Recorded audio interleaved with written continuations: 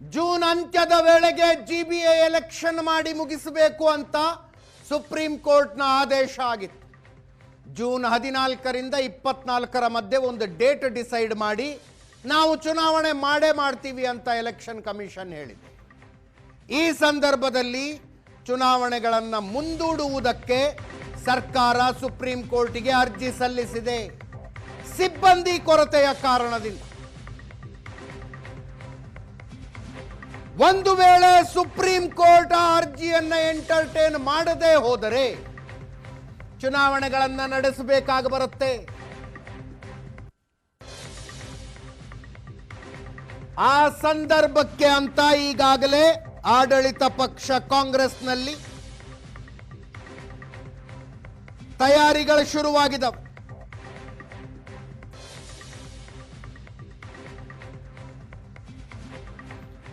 ನಾಳೆ ಬೆಂಗಳೂರಿಗೆ ಹೊಸ ಗ್ಯಾರಂಟಿ ಘೋಷಣೆಯಂತೆ ಉಪಮುಖ್ಯಮಂತ್ರಿ ಡಿ.ಕೆ. ಶಿವಕುಮಾರ್ ಅವರು ಹೇಳಿದ್ದಾರೆ. ಹೊಸ ಗ್ಯಾರಂಟಿ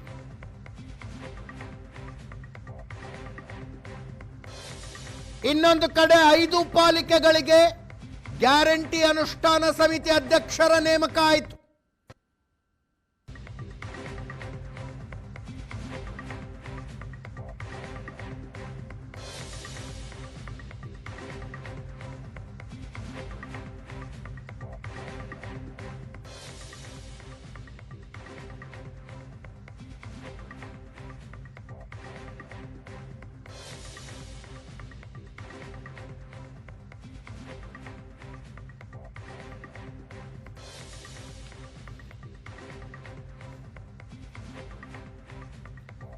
ಬಿಜೆಪಿ ಪಾಳೆಯದಲ್ಲೂ ತಯಾರಿಗಳ ಆರಂಭ ಆಗಿದ್ದಾವೆ.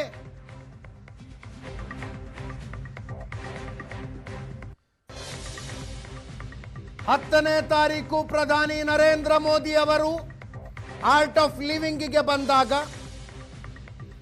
ಪಶ್ಚಿಮ ಬಂಗಾಳದ ಗೆಲುವಿಗೆ ಸನ್ಮಾನಿಸಿ ಅವರು ಮಾತನಾಡುವಂತೆ ಮಾಡಿದ್ದು ಜಿಬಿಎ ಚುನಾವಣೆ ತಯಾರಿಯ ಭಾಗ.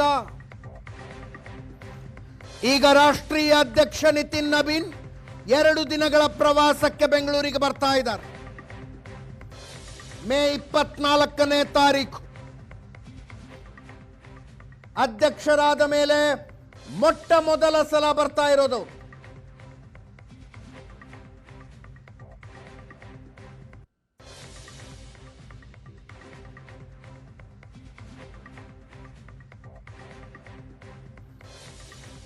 ಎರಡು ದಿನಗಳ ಕಾಲ ಮ್ಯಾರಥಾನ್ ಮೀಟಿಂಗ್ಗಳನ್ನು ಮಾಡ್ತಾರೆ.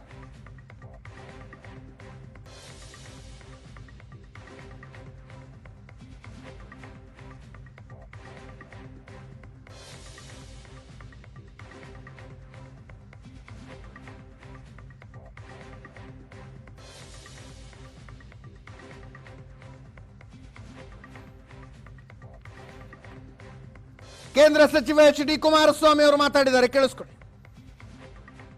ಜಿಬಿಎ ಎಲೆಕ್ಷನ್ ಮಾಡಬೇಕು ಅಂತ ಹೇಳಿ ಮುಖ್ಯಮಂತ್ರಿಗಳು ಎಲೆಕ್ಷನ್ ಕಮಿಷನ್ನ ಸಿಬ್ಬಂದಿಗಳನ್ನ ಕರೆದ್ರು. ಉಪಮುಖ್ಯಮಂತ್ರಿಗಳ ಅನುಪಸ್ಥಿತಿಯಲ್ಲಿ ಜಿಬಿಎ ಎಲೆಕ್ಷನ್ ಮಾಡತಕ್ಕಂಥ ನಿಟ್ಟಿನಲ್ಲಿ ಅವ್ರ ಮೇಲೆ ಒತ್ತಡ ಹಾಕಿದ್ರು ಮುಖ್ಯಮಂತ್ರಿಗಳು. ಉಪಮುಖ್ಯಮಂತ್ರಿಗಳು ಬಂದು ಮತ್ತಿನ್ನೊಂದು ಸಭೆ ಕರೆದು ಯಾವುದೇ ಕಾರಣಕ್ಕೂ ಜಿಬಿಎ ಎಲೆಕ್ಷನ್ ನಡೆಸ್ಲಿಕ್ಕೆ ಸಾಧ್ಯ ಇಲ್ಲ, ಯಾವ ಆಧಾರದ ಮೇಲೆ ನೀವು ಮಾಡ್ತಕ್ಕಂಥದ್ದು ಡೈರೆಕ್ಷನ್ ಕೊಟ್ರಿ ಅಂತ ಹೇಳಿ ಮುಖ್ಯಮಂತ್ರಿಗಳಿಗೆ ಚುನಾವಣೆಗೆ ಹೋದರೆ ಮುಖ್ಯಮಂತ್ರಿಯ ಸ್ಥಾನ ಭದ್ರ ಆಗ್ತದೆ ಇನ್ನೊಂದು 6 ತಿಂಗಳು ಅಂತಕ್ಕಂಥದ್ದು. ಇವರಿಗೆ ಚುನಾವಣೆ ಏನಾದರೂ ಆದರೆ ನನ್ನ ಸ್ಥಾನಕ್ಕೆ ಚ್ಯುತಿ ಆಗ್ತದೆ, ನನ್ನ ಸ್ಥಾನ ಸಿಗುತ್ತೋ ಇಲ್ವೋ ಅಂತ ಹೇಳಿ ಉಪಮುಖ್ಯಮಂತ್ರಿಗಳು ಏನು ಒಳಗಡೆ ಇಬ್ಬರಲ್ಲೂ ಗಲಾಟೆಗಳು ನಡೆದು ಅಂತಿಮವಾಗಿ ಉಪಮುಖ್ಯಮಂತ್ರಿಗಳ ಒತ್ತಡದ ಮೇರೆಗೆ ಇವರಿಗೆ ಚುನಾವಣೆ ಒಬ್ಬರಿಗೆ ನಡೆಸಬೇಕು, ಮುಖ್ಯಮಂತ್ರಿ ಚೇರ್ ಉಳಿಸ್ಕೋಬೇಕು ಅನ್ನೋದು ಒಬ್ಬರಿಗೆ, ಇನ್ನೊಬ್ಬರಿಗೆ ಚುನಾವಣೆ ಮುಂದಕ್ಕೆ ಹಾಕಬೇಕು, ಮುಖ್ಯಮಂತ್ರಿ ಚೇರ್ ಪಡಿಬೇಕು ಅಂತಕ್ಕಂಥದ್ದು ಇದರಲ್ಲಿ ನಡೀತಾ ಇದೆ ಇವರಿಬ್ಬರಲ್ಲಿ.